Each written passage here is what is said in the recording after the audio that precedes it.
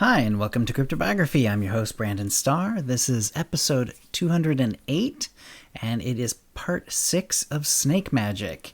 And at the end of the last episode, Neidre had Wilfred sort of foisted upon her in her cook wagon because of his injury. And here we go.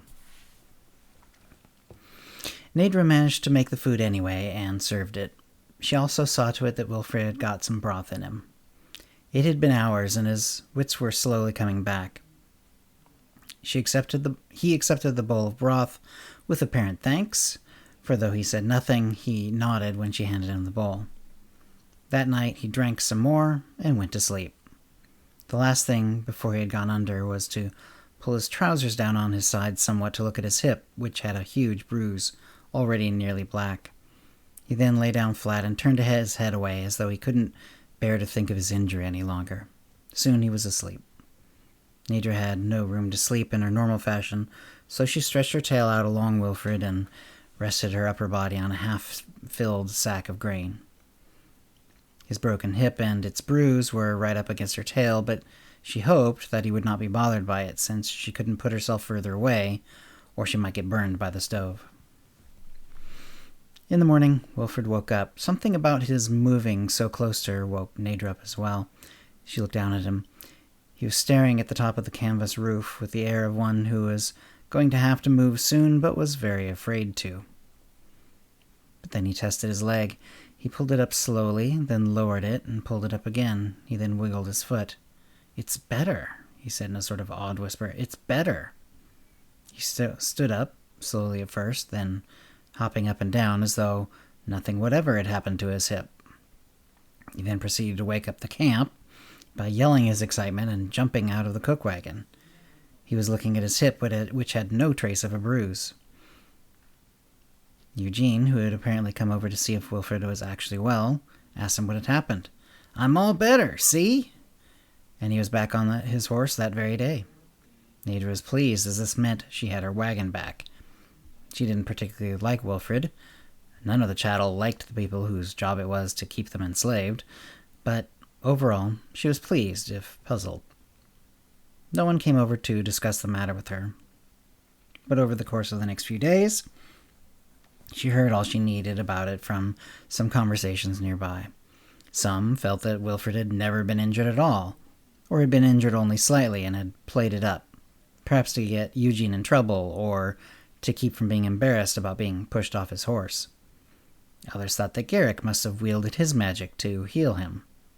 But if he had, Neidre thought, he had done his magic from a distance, for he hadn't come to the wagon all night. About the time all that settled down, Neidre noticed something odd. One of her scales, one that was part of the circular design on her tail, and was normally a light tan, had gone bright green. She checked it, and it wasn't stained or coated with anything. It had become a rather bright shade of green, like a new fern.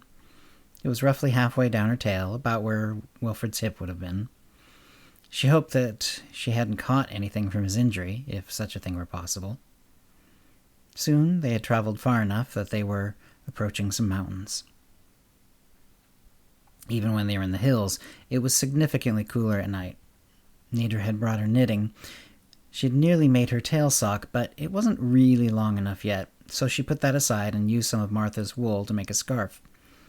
She decided to make it out of the red wool for no other reason than it seemed warmer. She worked on it whenever she had time, which she often did. There was a lot of work to do on the cook wagon, but she also had significant times where she was simply waiting for water to boil or bread to bake. The scarf was a significant help immediately. By breathing through the scarf, she lost less heat to the outside air and breathed in air that was already significantly warmer. Still, seeing the mountains looming ahead, she set to work on finishing her tail sock as quickly as possible. She thanked Martha again and again for her gift, for she would likely have run out of wool too soon without it. She was still learning and had underestimated the amount needed for a project of that size. If she had any more, she would work on a hat next. For now, she could wrap part of her scarf over her head for a bit of protection and warmth. The road continued on and on, When they started up the mountains, she understood that they were no longer in the kingdom of Caithwood. Where they were, she wasn't sure, and since no one was talking to her, she had no way to find out. When they got higher in the mountains, it got far colder. Fortunately, Spencer and the other leaders of the group were wise enough to make sure she had wood enough to keep cooking. She was able to keep reasonably warm from that alone. She also took to drinking warm water.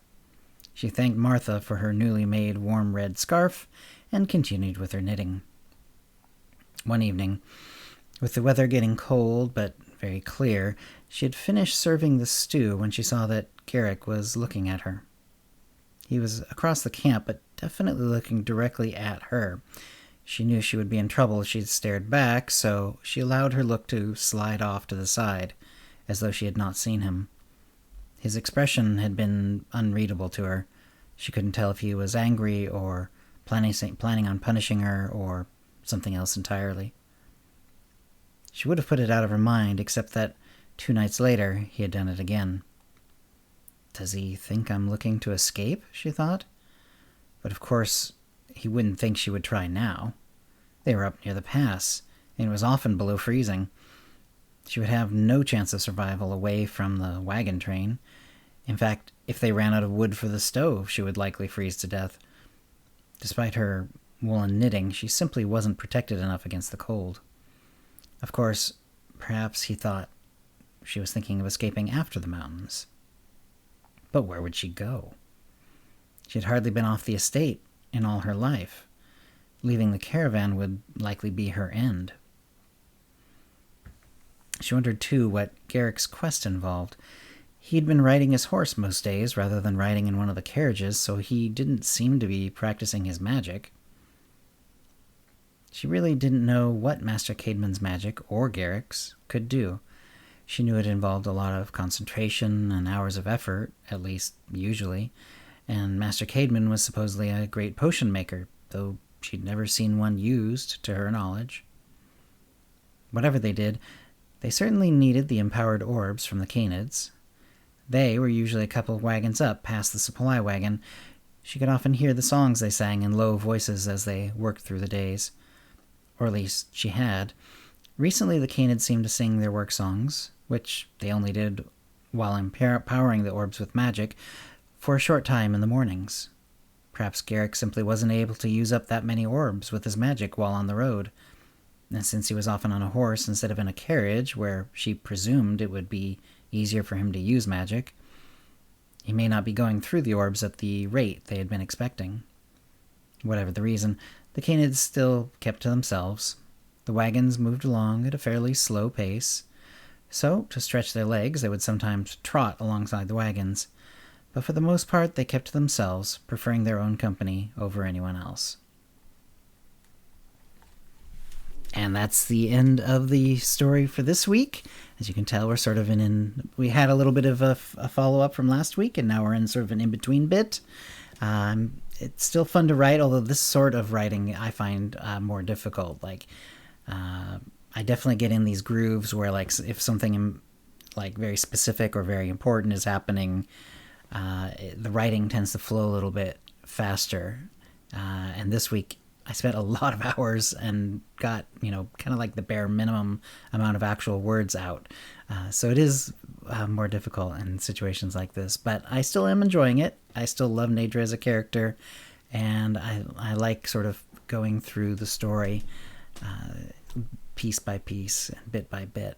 I hope you're enjoying it too. If you have any comments or questions about this episode or previous episodes, CryptoBiography@gmail.com, or hit us up on Facebook or Twitter. And thanks for listening. Words and music copyright 2021, CryptoBiography, LLC, all rights reserved. Characters and events are fictional, fictionalized, or satirical.